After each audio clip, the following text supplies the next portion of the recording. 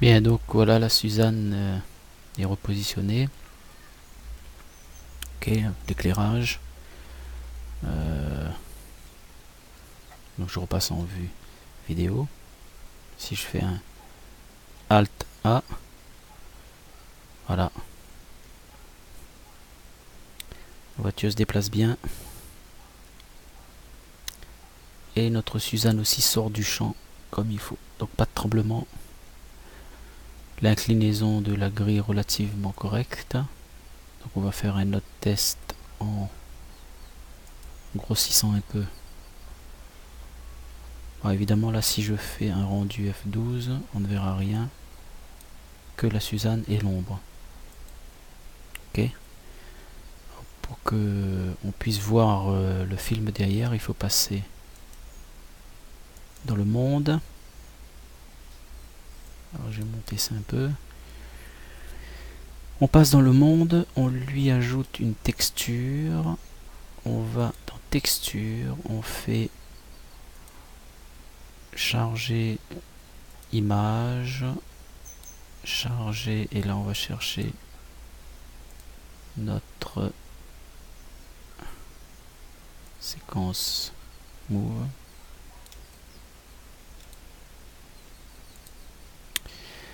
Ici dans le paramétrage on met bien séquence, auto refresh, et là on précise qu'il y a 125 images, parce que là pour ce qui est du monde, Blender ne rapatrie pas correctement les coordonnées. On revient sur le monde pour lui dire que il faut prendre la texture en papier et en map tout, que c'est de l'ori et non pas du band. Voilà. Et donc on retrouve notre image. Et si je fais un rendu cette fois-ci, voilà, on voit bien notre Blender sur la voiture. Donc on va le laisser comme ça. Alors on va paramétrer, pardon, on va revenir, on va paramétrer la vidéo. Donc 624, 125, ici ça sera du QuickTime. Alors ça c'est la fenêtre, donc il faut répondre OK. Donc QuickTime 625, le nombre. On va choisir le répertoire, donc je vais mettre temporaire. On va garder temporaire. On dirait un petit peu, voilà. On voit mieux, on va garder temporaire donc. Le centre. Do séquence. Donc moi comme j'ai un double corps,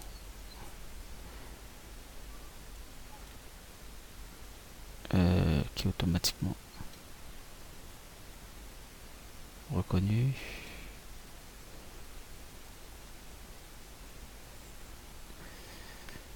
Alors là je vois plus où. Bon c'est pas grave. Donc 125, la taille, on respecte la taille, le bon format, QuickTime, ok, on repasse et on va cliquer sur animation. Ah, c'est bien ce que je pensais. C'est pas do séquence, c'est do composite. À ne pas confondre. Ah, là il y a un souci. Le monde a merdé. Qu'est-ce qu'il me fait encore le monde là? Ah, il a paumé la texture, le monde. Et pourquoi il m'a paumé ma texture?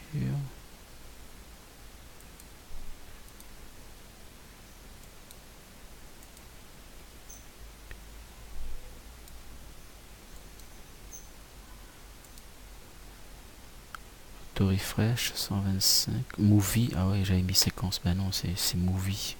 Abruti. Bon, on revient sur le monde. Pepper.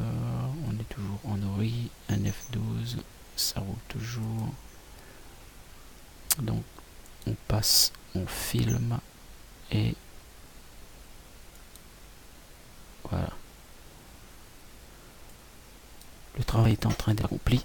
On va le laisser se faire.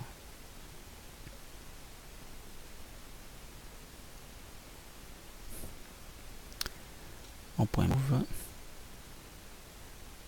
Bon. Je vais couper la vidéo et reprendre par la suite.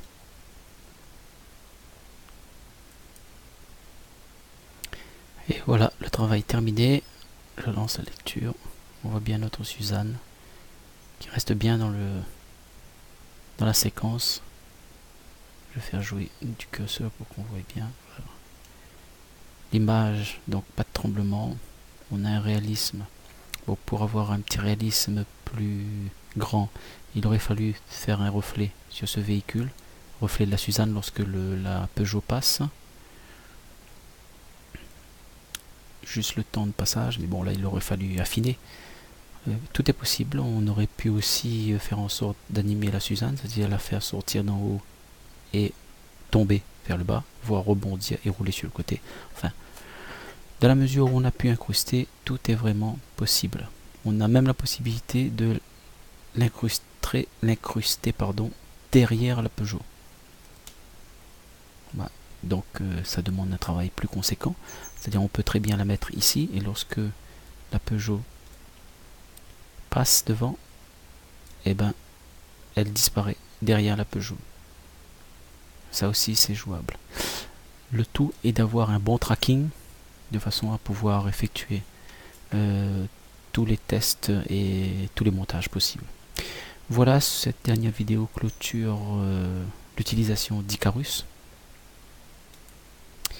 qui je vous le rappelle est gratuit, qu'on peut retrouver sur le net et que je trouve moi est beaucoup plus utile et intéressant que Voodoo, qui est aussi un logiciel gratuit mais moins complet.